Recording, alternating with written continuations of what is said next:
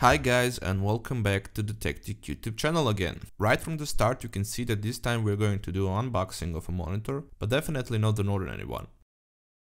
First hints come in the form of an inscription of a Dell logo and a few multi-language signs that point towards a 24-inch model, and below that, product number UP2414Q. Looking around the box, you can see two more pictures of the monitor as well as the specification of it. If you look close enough, you will see something very interesting: 4K resolution. Yes, this is one of Dell's first commercial monitors on sale with a 4K resolution. It can be pretty hard to guess which model is hidden in the box, and the only thing to differentiate them is to look for colored pictures on the box, as they usually indicate premium models. Let's open up the box. As always, assembling a display requires a bit of work, but first let's pull out the accessories. Some basic quick start guide and user manual, a factory color calibration report,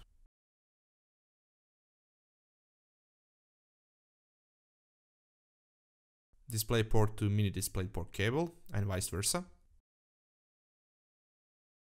and a USB 3 cable for the integrated hub,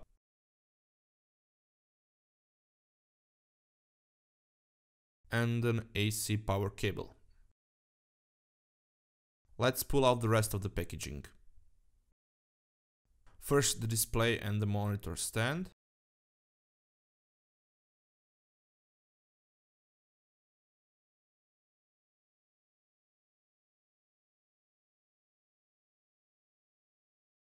Here's the stand and the monitor. Mounting the monitor onto its stand is, as always, easy. Just appropriately clip it on its bracket, which is, by the way, standardized for VESA mounting. And here's the monitor fully assembled and ready to go. Oh yeah, we forgot about this detail: a plastic cover for the back of the monitor to partially hide away ports and cables. For even better cable management, there is a hole in the stand for routing out the cables.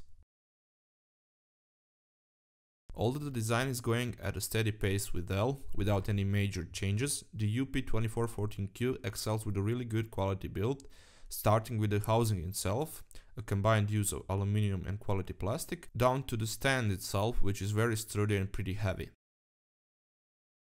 Of course, you can swivel, rise, rotate the monitor in any possible and imaginable way, as we are demonstrating here. If that's not good enough for you, the display can be easily pulled down from the stand and put on a hand with VESA mount. Going around the back, on the bottom part, you will find a vast variety of connectors. One USB 3 output as a throughput connection towards the motherboard, 3 USB ins for connecting the devices, and one more on the back housing of the monitor. Going further, we come across 3 digital inputs, 1 HDMI and 2 display ports, one of which is a mini display port and of course the AC port.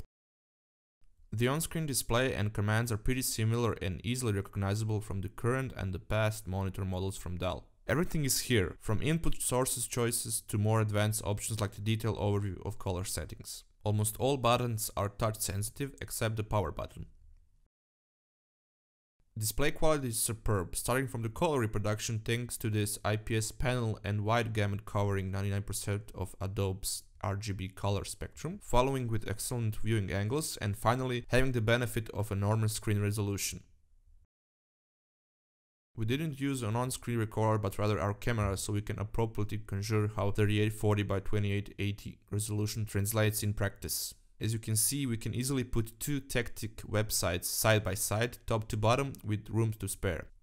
This is a 720p video playing on desktop, taking just a fraction of the screen. Fortunately, you can scale the picture in the Windows 8.1 to get better PPI and even sharper image, but unfortunately practice shows that some of the programs just don't work that way. One of the examples is the Premiere Pro, which you can see right here. The main menu is scaled appropriately as it is a part of Windows operating system, while the font size of the tools in the Premiere Pro still stays small and unchanged. This becomes an even bigger problem if you have 2 or 3 screens with different, much lower resolution, since they can't be scaled individually. You can see here how the second display with native resolution of 1680 by 1050 almost completely lost its usefulness as it has a working surface of an outdated smartphone. Of course, this problem of incorrect window scaling is not a technical problem or problem of the specification of the monitor, but this one is. On the native resolution, the refresh rate of the monitor stays locked down on 30 Hz if you are using the HDMI ports, and the same goes with the mini display port.